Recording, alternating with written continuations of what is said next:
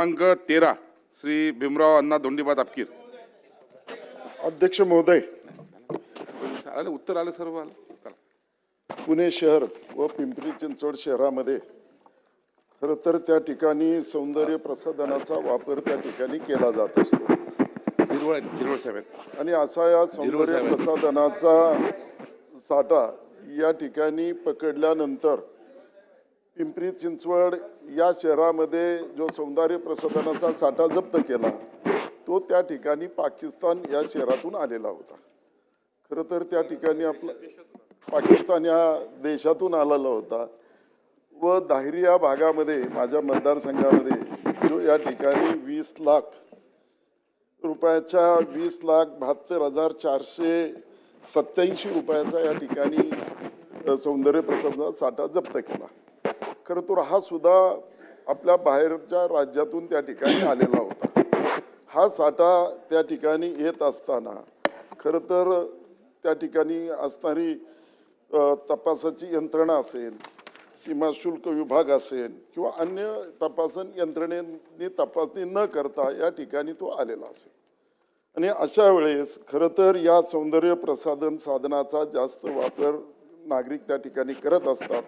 त्यामुळे त्वचेचा रोग असेल, त्वचा खराब होत असेल, चेहऱ्यावर लाल पट्टे उठत असेल, कॅन्सरसारखा आजार त्या ठिकाणी होत असतो, डोळ्याचे विकार त्या ठिकाणी होत असतो.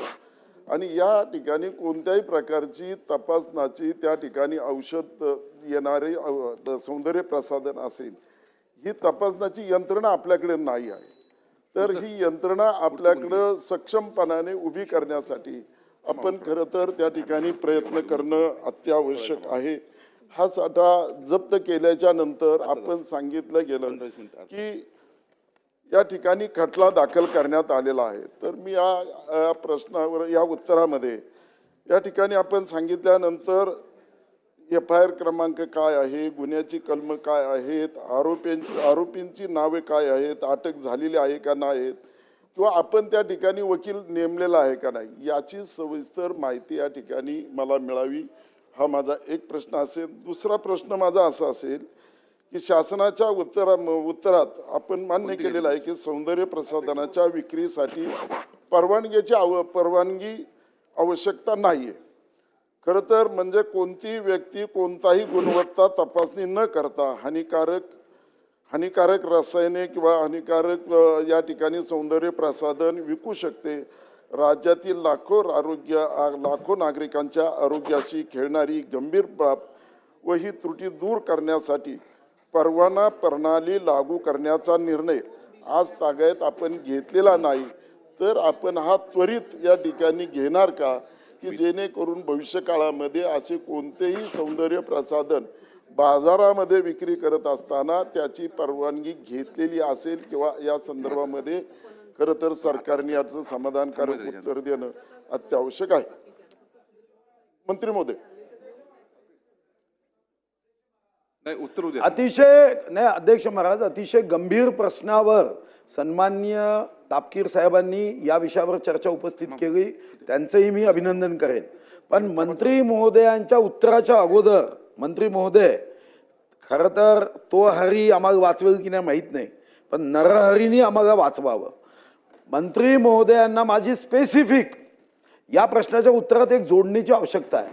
अध्यक्ष महाराज, त्यांना मंत्रिपद दिलं, 11 लक्ष प्रतिष्ठान त्यांच्याकडे आहे आणि 90 माणसं आहे, पैसे दिले नाही आहे. तुमच्या सोबत हे सभागृह आहे, तुम्ही उत्तर देताना अतिशय छातीवर हात ठेवून प्रामाणिक उत्तर द्या. आता तर पाकिस्तानची प्रसाधनं आली आहे आणि त्यांनी लोकांचे चेहरे खराब केले आहे. हे चेहरे खराब करणारे लोक मंत्रालयात बसले आहे आणि तुम्हाला नाहक विधान भवनामध्ये मंत्री म्हणून उत्तर द्यायला लावताय. तर तुम्ही तुमच्या विभागाची जी दुर्दशा आहे ती एकदा सांगा, अन्यथा पाकिस्तानमधून हे आले, उद्या पाकिस्तानचे लोक मंत्री म्हणून इथे येतील, असं होऊ नये या दृष्टीने तुम्ही उत्तरामध्ये तुमच्या विभागामध्ये 11 लक्ष प्रतिष्ठानला 90 माणसं कसे करणार आहे आणि 200 कोटी रुपये तुम्हाला द्यायचं कबूल झालं, 35 कोटी दिले, त्याबद्दल तुम्ही जरा माहिती तर द्या, अन्यथा आम्ही तुमच्या सोबत आहोत. पण तुम्ही या उत्तरात अतिशय तथ्य असणारं उत्तर द्यावं एवढी माझी आपल्याला विनंती आहे. चला मंत्री महोदय. सन्माननीय तपकीर साहेबांनी आणि ज्येष्ठ सदस्य मुनगंटीवार साहेबांनी अतिशय व्यवस्थित असे प्रश्न उपस्थित केलेत. आहे जे काही सदस्य महोदयांनी सांगितलं तर कायद्याच्या मानकांप्रमाणे सुधीर भाऊ, उत्पादकाला लायसन्सची गरज आहे, पण विक्रेत्याला तशी लायसन्सची गरज नाही, कारण त्याच्या परवानगीची गरज नाही. कारण कॉस्मेटिक हे छोट्या मोठ्या टपरीवर कुठेही थोड्या प्रमाणात विकलं जातं. परंतु हा जो काही पुण्याला पिंपरी चिंचवडमध्ये जो प्रश्न उपस्थित झाला तो अतिशय गंभीर आहे. हे कोणी त्या ठिकाणी मान्य करेल का ज्याच्यानं महिलांचे, पुरुषांचे, अनेकांच्या चेहऱ्यांवर वर्ण त्या ठिकाणी तयार झाले आणि त्या दृष्टीनं त्यांनी जे काही सौंदर्य प्रसाधनं किंवा शॅम्पू, क्रीम हे सौंदर्य प्रसाधनं विकण्यासाठी परवाना देण्याच्या संदर्भातलं केंद्राला तशा पद्धतीनं आपण करू म्हणजे त्याची परवानगी मागू शकतो का जेणेकरून हा सुद्धा एक जीवनाचा अविभाज्य भाग त्या ठिकाणी आहे. परंतु उत्पादन करण्याबरोबर त्या विक्रीला तसं केलं तर किती लोकांना त्या ठिकाणी परवानग्यांसाठी सामोरं जावं लागेल याचा अंदाज करता येणार नाही, कारण छोट्या मोठ्या दुकानांमध्ये विकलं जातं. परंतु जी पुण्यात जी काही ब्युरो कॉस्मेटिक मिथ्याचार सौंदर्य प्रसाधनं विक्री केलं असं आढळून आलेलं आहे हे खरं आहे. आणि त्या पद्धतीनं विभागानं केमिस्ट्री चिंचवड यांच्यावर छापा टाकून कार्यवाही केलेली आहे. त्याचा त्या ठिकाणी 36,700 रुपयांचा माल जप्त करण्यात आलेला आहे. जप्त केल्याचा माल ज्याच्याकडून जप्त केला त्याला विचारल्यानंतर दुसऱ्याचं त्यांनी मी अमक्याजवळून होलसेलरजवळून घेतलं, त्याचा तपास केला, त्याच्यानंतर त्याने कुठून घेतलं याचं पोलीस विभागाला त्या ठिकाणी आदेशित केलं गेलं होतं. पोलीस विभागाकडून थोडीशी त्याच्यात दिरंगाई झालेली आहे.